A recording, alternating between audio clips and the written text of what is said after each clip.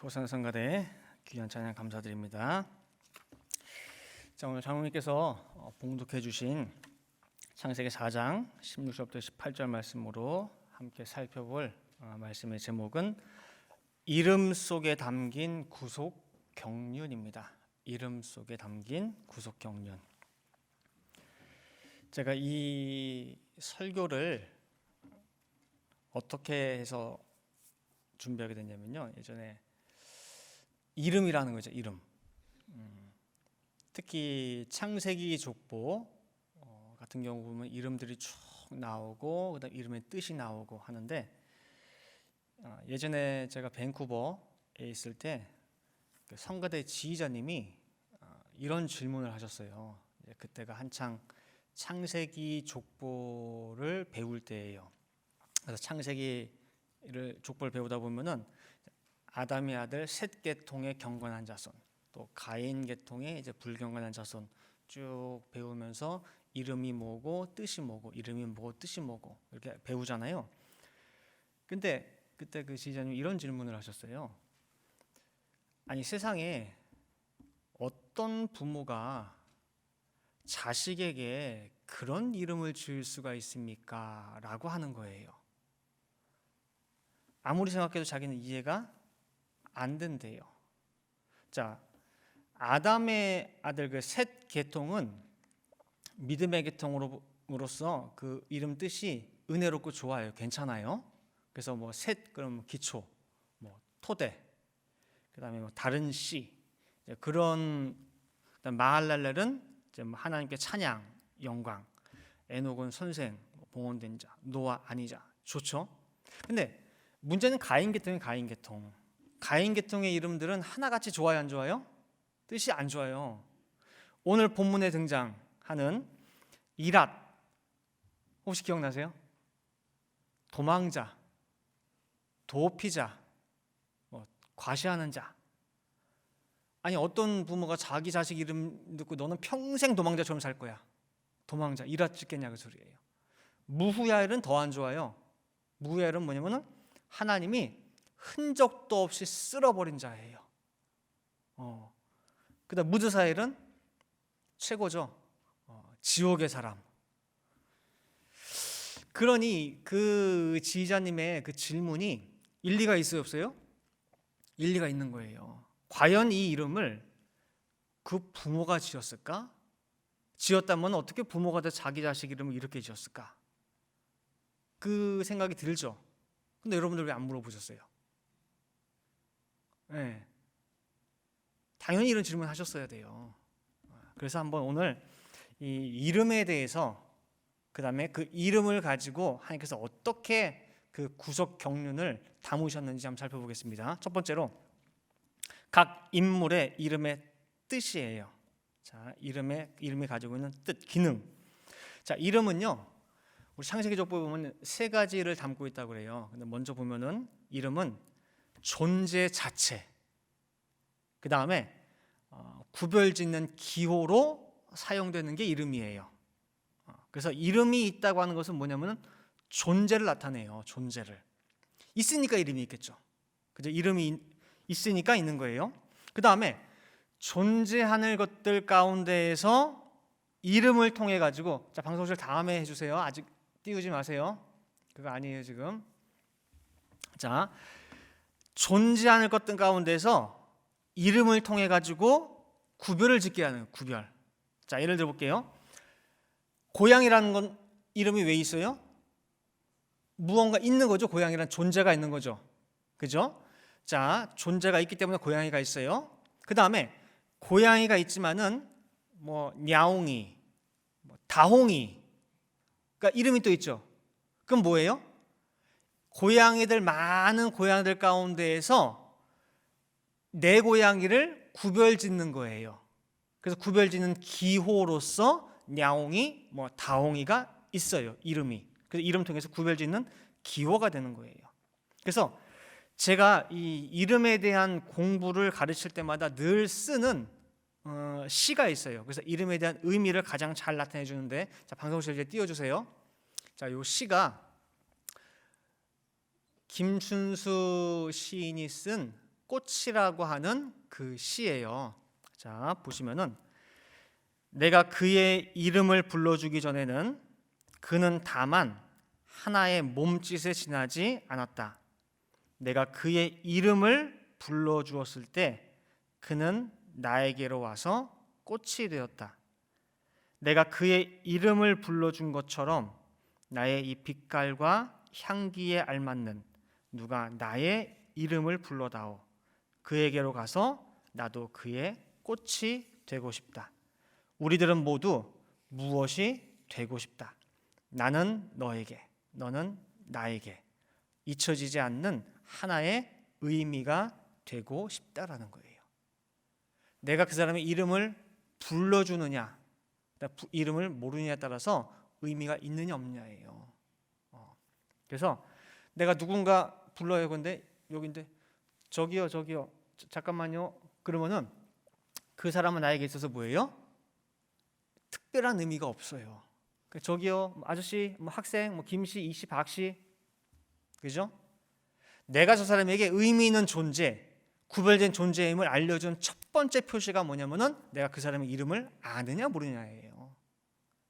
야, 그 사람 괜찮던데, 뭐 너 어떻게 생각해 그 사람? 할 때, 아이, 그 사람 내 이름도 몰라. 그 안에 많은 걸 내포하고 있죠. 그 사람한테 나는 아무런 의미가 없는 거예요. 그냥 주변에 있는 많은 사람 가운데 그냥 하나예요. 이처럼 이름은 그 사람 존재와 구별짓는 기호예요. 또한 이름 속에는 무엇을 내포하고 있다고 하느냐?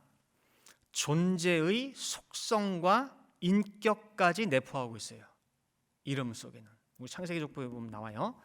이름 속에는 존재의 속성과 인격을 내포하고 있어요. 자, 예를 들어 보면은요. 야곱 있죠, 야곱의 이름 뜻이 사실은 좋은 뜻이 아니에요. 야곱은 뜻이 뭐냐? 발꿈치를 잡은 자. 그 다음에 속이는 자라는 뜻이에요. 막 열심히 막 달리고 있는데 내가 질 것 같아. 내 앞에 달려가고 있어. 그럼 뭐예요? 다리를 툭 걸어버리는 거예요. 잡아뜨리게 해요. 그 내가 1등 하는 거야. 그게 바로 뭐예요? 야곱이 하는 짓거리가 그거예요. 속이는 자, 발꿈치를 잡아가지고 넘어뜨리는 자. 그리고 야곱은 이 이름 뜻 그대로 살았어요. 그래서 야곱이라고 하는 이름 속에는 그 사람이 어떻게 살았는지, 그 사람의 인격이 어떤지, 그 사람 속성이 뭔지를 담고 있단 말이에요. 그래서 창세기 27장 36절에 보면은요, 에서가 가로되 그의 이름을 야곱이라 함이 합당치 아니하니까 그가 나를 속임이 이것이 두 번째니이다. 전에는 나의 장자의 명분을 빼앗고 이제는 내 복을 빼앗았나이다 라고 지금 아버지 이삭한테 하소연하는 모습이에요. 형 에서가 하는 말이 야곱 그 녀석은 그 이름 그대로 살았다고. 아주 그냥 맨날 속이는 삶을 살았다고. 내 장자권도 빼앗아가고 내 장자의 축복도 뺏어가고. 그런데 그 야곱의 이름이요, 창세기 32장에 바뀌어버려요. 야복강가에서 이스라엘로 바꾸죠. 하나님과 겨루어서 이김, 새 이름이에요. 우리 생각할 때는 야곱이 새 이름 받았대 라고만 거기서 그치는 것이 아니라 하나님이 야곱이라고 하는 사기꾼 이름에서 하나님과 겨루어 이김이라고 하는 이스라엘 이름을 줬다라고 할 때에는 이제는 그 이름을 가진 이 사람은 새로운 존재와 새로운 인격의 사람이 되었다는 거예요. 그 사람의 속성이 뭐예요? 바뀌었다는 것을 하나님이 이름을 통해서 알려주고 있는 거예요. 이와 같이 성경은 그 등장하는 이름을 통하여 우리는 그 사람의 존재, 속성과 인격을 가늠할 수가 있다는 거예요. 자, 큰 두 번째로 내 이름은 무엇인가라는 거예요. 내 이름은 무엇인가? 지금까지 이름은 존재 자체, 구별짓는 기호, 존재, 속성과 인격 내포한다고 했어요. 그러면은 지금 우리가 가지고 있는 이름들 있잖아요. 제 이름이 윤성현이에요. 그럼 이 이름이 하는 기능은 뭐냐면은 그냥 나라고 하는 존재를 알려주고 그 다음에 다른 사람과 구별짓는 기호의 역할을 할 수 있어요. 이렇게 쭉 모여 있는데 누군가 저 뒤에서 윤성현 씨 그러면 어떻게 해요? 누가 손들어요? 제가 손드는 거예요. 왜냐면은 그 이름을 가진 사람은 저밖에 없으니까 구별짓는 기호의 역할은 해줘요. 이 이름이. 하지만 이 이름이 존재의 속성과 인격을 나타내지는 못해요. 여러분들 가운데 윤성현 이름 딱 듣고 이 사람이 어떤 사람이구나, 인격이 어떻구나 아세요? 모르죠? 몰라요. 그게 바로 사람이 부르는 이름과 하나님이 부르시는 이름의 차이점이에요. 이사야 49장 1절 말씀 보시면은요, 섬들아 나를 들으라, 원방 백성들아 귀를 기울이라. 여호와께서 내가 태에서 나옴으로부터 나를 부르셨고 내가 어미 복중에서 나옴으로부터 내 이름을 말씀하셨으며 라고 하고 있어요. 지금 분명히 하나님이 내 이름 알아요, 몰라요? 아시죠? 근데 하나님이 아시는 그 이름이 윤성현일까? 어떻게 보면은 부모님이 제 이름을 짓기 전에 이미 하나님이 제 이름을 아시는 거예요. 따라서 부모님들이 열심히 장명해가지고 짓는 이름이 있는가 하면은 날 때부터 하나님께서 아시는 내 이름이 있다는 거예요. 여기에 차이가 있어요. 원래 사람이 타락하기 전에는 인간이 보는 시각과 하나님이 보는 시각이 같았어요. 그래서 사람이 짓는 이름이 곧 하나님의 뜻과 마음에 합했고 하나님이 아시는 이름과 같았어요. 원래는. 자, 창세기 2장 19절 말씀 보시면은 여호와 하나님이 흙으로 각종 들짐승과 공중의 각종 새를 지으시고 아담이 어떻게 이름을 짓나 보시려고, 그죠? 그것들을 그에게로 이끌어 이르시니 아담이 각 생물을 일컫는 바가 곧 그 이름이라 그랬어요. 사람인 아담이 지은 이름이 곧 그 존재, 그 피조물의 이름이 되어버렸어요. 하나님이 아담이 지은 이름을 바꾸거나 수정할 필요가 없어요. 왜냐? 정확하게 아담이 지은 이름이 그 피조물의 속성을 잘 나타내고 있기 때문에 짓는 것마다 하나님 보시기에 좋아. 다 오케이예요, 다 오케이. 하나님 마음이 합하니까. 그런데 타락하고 근본 지혜를 잃어버리고 나서부터 이게 차이가 나는 거예요. 사람이 짓는 이름 속에 아무런 속성도 담길 수 없고 인격도 담길 수가 없고 또 그것을 볼 만한 통찰력도 지혜도 다 사라져 버렸어요. 그래서 사람이 짓는 이름과 하나님께서 아시는 이름이 다르다는 거예요. 그렇다면은 성경에 등장하는 이름들은 사람의 입장에서 부른 이름이 기록이 되었을까요? 하나님의 입장에서 본 이름이 기록이 되었을까요? 예? 성경에 기록된 이름들은 사람이 붙인 이름 아니면 하나님이 아시는 이름을 썼을까? 뭐겠어요? 성경은 철저하게 하나님 입장이에요. 하나님의 구속 역사를 기록했기 때문에 하나님 입장에서 모든 것을 다 기록하죠. 그래서 성경은 하나님의 주권적 선택에 의해서 기록이 되기도 하고 아예 그 이름 빼기도 해요. 예를 들어 볼까요? 창세기 46장에 보면은 창세기 46장에 요셉이 애굽의 총리로 있을 때에 이제 기근이 있으니까 모든 가족 식구를 다 내려오라고 해요.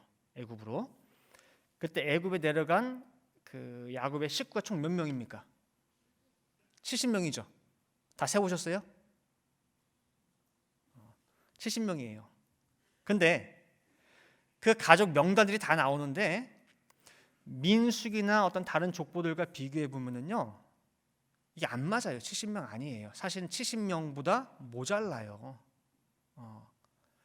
그 명단들 중에 아직 태어나지도 않은 아이들의 이름도 그 안에 기록이 돼 있고, 특히 베냐민 족보 같은 경우에는 베냐민 아들도 기록돼 있고 앞으로 몇십 년 후에 태어날 손자들 이름까지 뭐예요? 다 기록했어요. 그러니까 다 집어넣은 거예요. 그냥 꾹꾹꾹꾹 다 집어넣었어. 왜요? 있지도 않은 아이들 이름까지 거기다 하나님께서 다 플러스했어요. 왜? 70명 채우려고. 하나님의 주권적 선택이에요. 반드시 70명이어야 되고 그 70이라는 숫자 속에 하나님께서 계획하시는 뜻과 섭리가 있기 때문에 태어나지 않은 아이 이름까지 넣어서 뭐예요? 70명의 가족을 만드신 거예요. 반대로 마태복음 1장 족보를 보시면은요, 아브라함부터 예수님까지 2000년이 넘어요. 근데 그 기간 동안에 쭉 다 세보면 42대밖에 안 돼요. 42대. 그거밖에 안 되겠습니까? 사실은 더 많죠. 근데 하나님께서는 42대로 맞춰야 돼요. 거기 뜻이 있어. 의미를 두셨기 때문에. 그래서 그 안에서 뜻과 맞지 않는 사람들은 뭐예요? 이름들을 다 빼요. 얘 이름 빼고 얘 이름 빼고 얘 이름 빼고 요 왕 이름 빼고. 심지어는 애굽이라고 하는 그 시대, 사사시대라고 하는 그 시대 자체를 통째로 뭐예요? 다 드러냈어요. 그렇게 해가지고 맞춘 게 42대라는 거예요. 이처럼 성경은 우리 인간을 구원하시기 위한 하나님의 철저한 계획과 간섭하심으로 기록된 책이에요. 그래서 성경은 발행인 하나님, 글쓴이 하나님, 감수는 하나님, 그다음에 편집자도 하나님의 편집자도.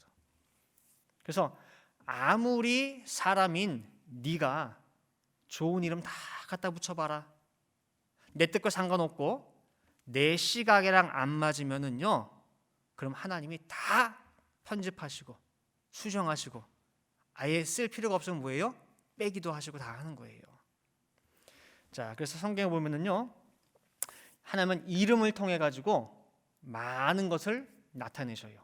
자, 작은 첫 번째로 구속사적 의미를 담은 새 이름들이 있어요. 구속사적인 의미를 담아서 이름을 바꿔주는 경우가 있어요. 가장 잘 아는 게 창세기 17장 5절에 아브람을 뭘로 바꿨죠? 아브라함으로. 왜요? 왜?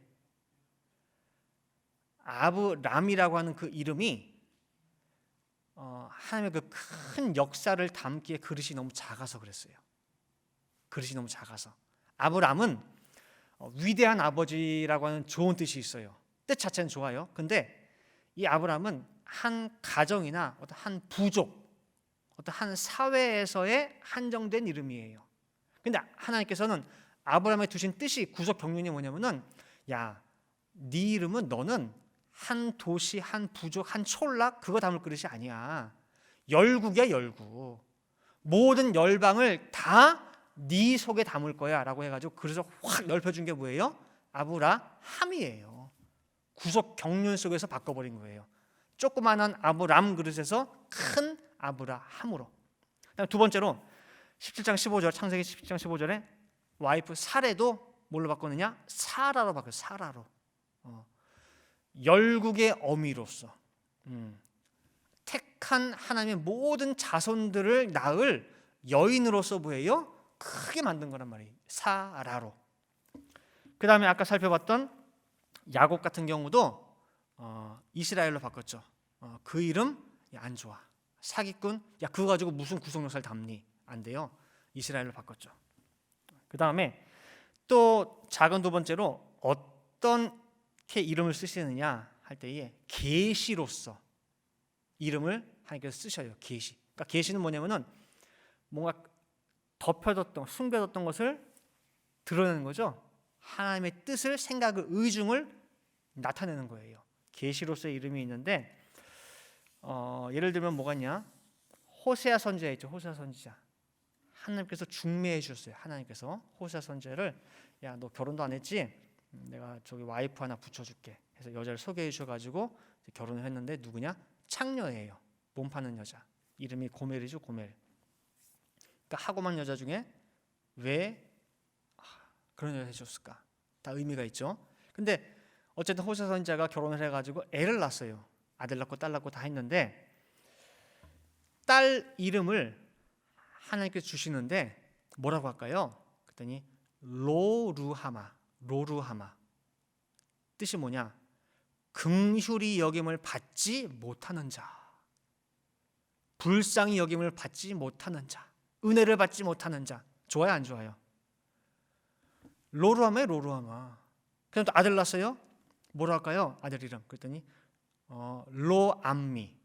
일단 로라는 게 낫이란 뜻이에요. 낫, 안 좋다, 아니란 뜻이에요. 로암미, 즉 내 백성이 아니라. 아니 기껏 내 아들 낳는데 뭐예요? 내 아들 이름이 내 백성 아니래. 좋아요, 안 좋아요? 하나님이 다시는 이스라엘 족속을 내가 불쌍히 여기지도 않고 그 죄 사하지도 않을 거야 라고 하는 그 의지를 이름 속에 담았는데, 하필이면 누구 이름 속에? 호세 선지자 딸 이름 속에다가 너희를 다시는 내 백성이라고 안 할 거야, 나 너희 하나님 아니야 라고 하는 이스라엘 백성들을 향한 메시지를 담았는데 누구 이름 속에다가? 호세 선지자 아들 이름 속에다 쓴 거예요. 호세아 1장 6절 보세요. 고멜이 또 잉태하여 딸을 낳음에 여호와께서 호세아에게 이르시되 그 이름을 로루하마라 하라. 내가 다시는 이스라엘 족속을 긍휼히 여겨서 사하지 않을 것임이니라. 하나님의 뜻을 담았죠. 이 안에 호세아 1장 9절에 여호와께서 이르시되 그 이름을 로암미라 하라. 너희는 내 백성이 아니요 나는 너희 하나님이 되지 아니할 것임이니라. 그러니 이 이름을 받은 정말 누구보다 이쁜 아들, 딸 낳았는데 이 이름을 갖다 붙이는 호세아 선지자 마음이 좋았겠냐 그 소리예요.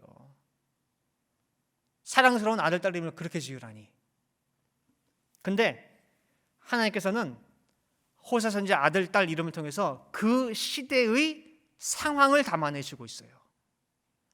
하나님께서 긍휼하심을 줄 수 없는 세대, 하나님께 외면받는 그 시대, 그토록 사랑하시는 백성들을 향해 가서 이제 더 이상 나 네 아버지 아니야, 나 네 하나님 아니야 라고 하시는 하나님의 마음이 완전히 닫히도록 만든 이스라엘의 죄악상을 로루아미 속에다가 담고 있어요. 계시로서. 그 다음에 작은 세 번째로 이름은요, 또 그 지명 속에 깃들어 있는 하나님의 구속 역사가 있어요. 지명 속에.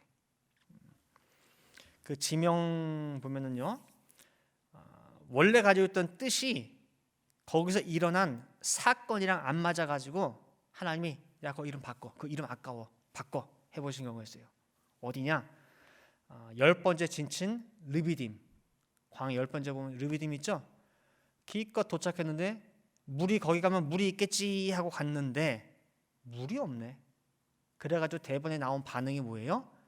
하나님이 말이야 우리 죽이려고 데려놨냐, 모세야 이놈의 새끼야, 올해 아로나 어쩌나 막 욕했죠. 그죠?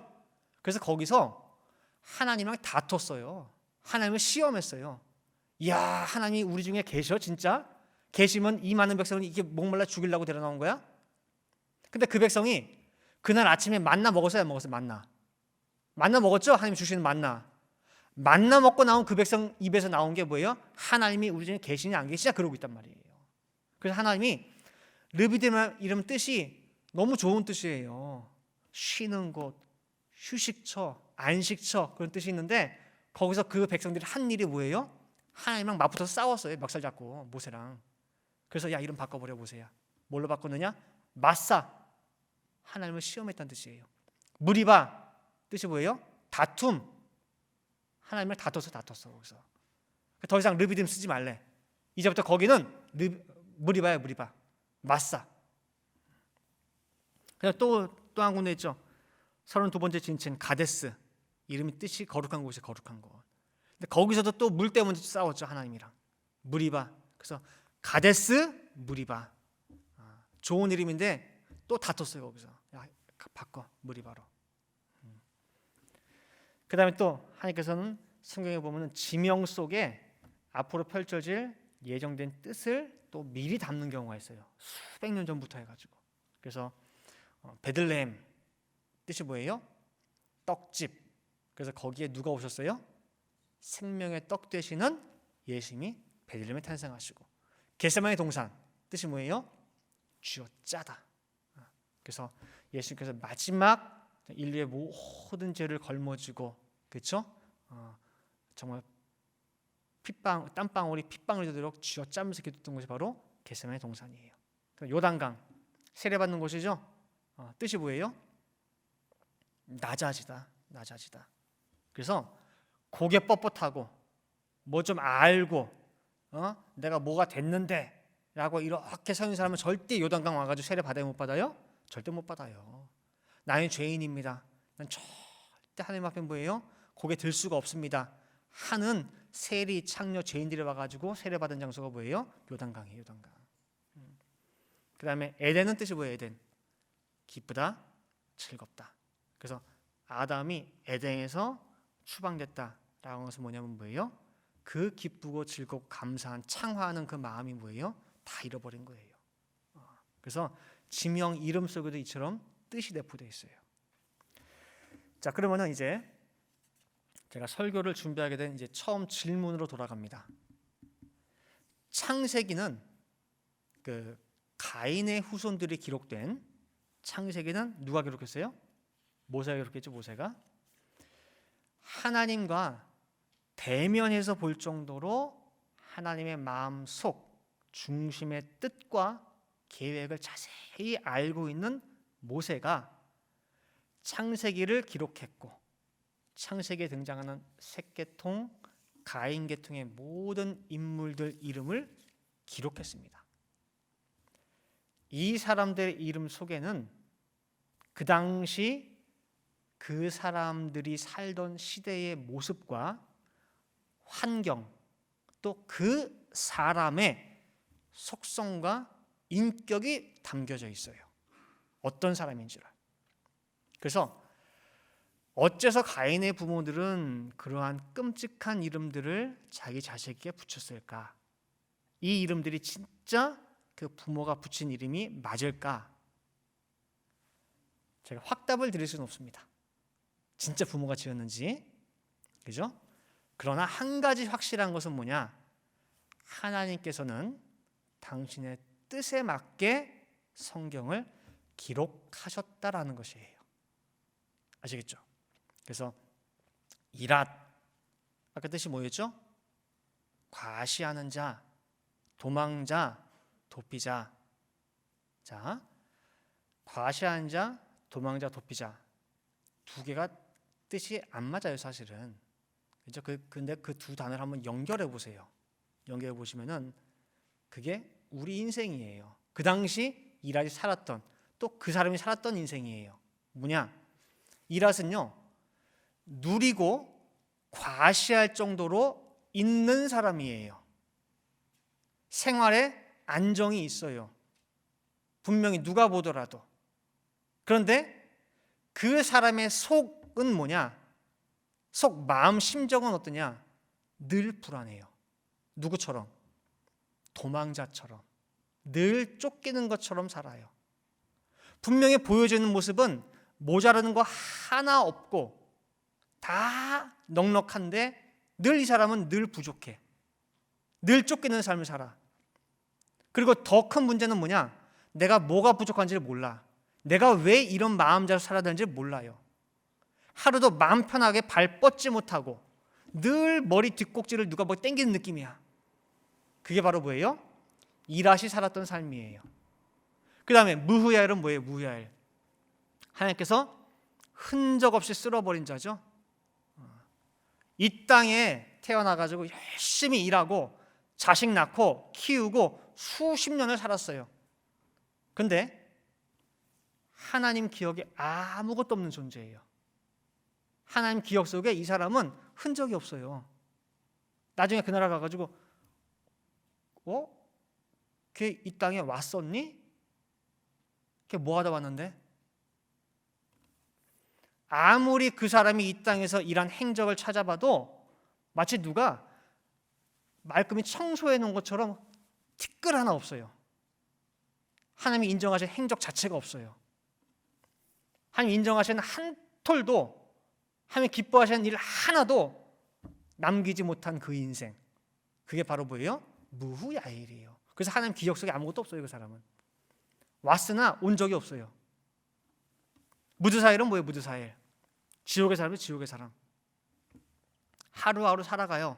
나름대로는 정말 열심히 산다고 헐떡헐떡 사는데 결국은 무덤을 향해서 하루하루 더 나아가는 삶이에요. 어제보다 오늘 무덤에 더 가까운 거예요. 하루 더. 이제 오늘 내일 되면 뭐예요? 무덤이 하루 더 가까워가는 거예요. 더. 그리고 결국은 뭐예요? 무덤을 지나서 지옥을 향해서 달려가는 인생이에요. 그런 사람이 이 땅에 살면서도 하는 일이 뭐냐? 주변에 선하고 아름다운 일 하는 게 아니라 가는 곳곳마다 죄만 퍼뜨리고 죄만 가르치고 가는 곳마다 지옥 불만 질러대는 그 인생. 그 사람 가는 곳마다 뭐예요? 뭐가 분쟁이 생겨. 이간이 뭐가 사람들이 시끄러워. 그런 사람이 뭐예요? 지옥의 사람이에요. 지옥의 삶을 살다가 가는 곳도 어디예요? 지옥이에요. 그게 무드사예요. 무드사예요. 이 한 사람 한 사람들의 이름을 통해서 뭐예요? 그 시대 삶이 어땠으며 그 사람의 인격이나 그 사람 인생을 우리가 뭐예요? 꿰뚫어 볼 수가 있다는 거예요. 이제 결론 맺도록 하겠습니다. 이제 오늘 전체 말씀을 통해서 각자 내 이름을 살펴보시기 바라겠습니다. 여기 있는 분들 가운데 아무도 뭐 무야일이니 무드사일 같은 그런 의미를 가진 이름은 없을 거예요. 모두가 뭐 이쁜 이름, 좋은 이름, 그다음 부모님들이 잘 되라고 붙여준 그런 이름들일 거예요. 그럼 그 이름이 진짜 우리 이름일까요?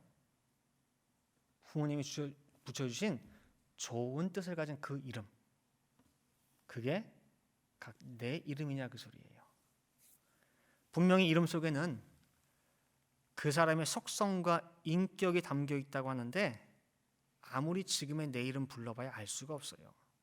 그러나 하나님께서 아시는 우리 이름들이 있어요. 하나님께서 아시는 우리. 그 이름이 무엇이냐가 정말 중요하고 한편으로는 무서운 거예요. 과연 하나님이 아시는 내 이름이 뭘까? 만약에 여러분들 그게 무야 이러면 어떡하실래요? 무서운 거예요. 이 땅에서 이름이 뭐 요새 이쁜 이름들 많아요. 뭐 가연이, 뭐 다연이, 뭐 누리, 송이 아주 이쁘게 짓죠 이름들. 근데 하나님께서는 그 이름 들으시고 네 이름이 가연이라고, 다연이라고, 송이라고 콧방에 딱 끼시면서 그 이름 아니야. 그러면서 다른 이름을 불러요. 걔 무드사일이야, 무야일이야. 만약에 그 이름이 내 이름이라고 불려지면은요, 그 순간 인생 끝이고, 인생 끝이 아니라 영원히 끝이에요. 그 사람은 영원히. 그래서 무서운 거예요. 우리 이름이 기록되는 책이요, 두 가지 종류가 있어요. 하나는 생명책, 다른 건 뭐예요? 다른 책들이에요. 책들. 계시록 20장 12절부터 15절 말씀 보시면은 또 내가 보니 죽은 자들이 무론대수하고 그 보좌 앞에 섰는데 책들이 펴 있고 또 다른 책이 펴졌으니 곧 생명책이라 그랬죠. 책들이 있고 또 다른 책, 이건 단수예요. 펴졌으니 곧 생명책이라.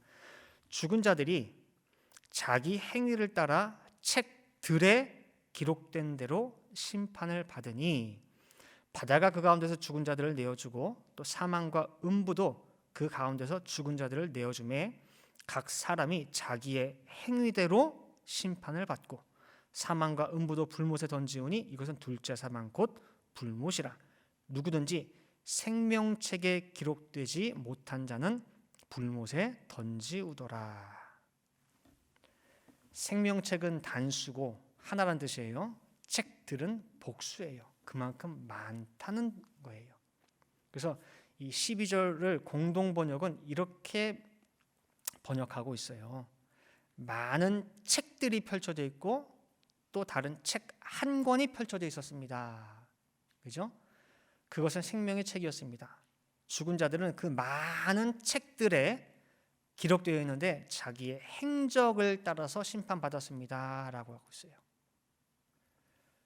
그 많은 책들에 자기가 행한 행위들, 이 땅에서 행한 가지각색의 모든 일들이 다 기록되어 있다는 거예요. 그러니까 그 앞에서 어떤 변명도 할 수가 없고 그 다음에 예비된 불못으로 간다는 거예요.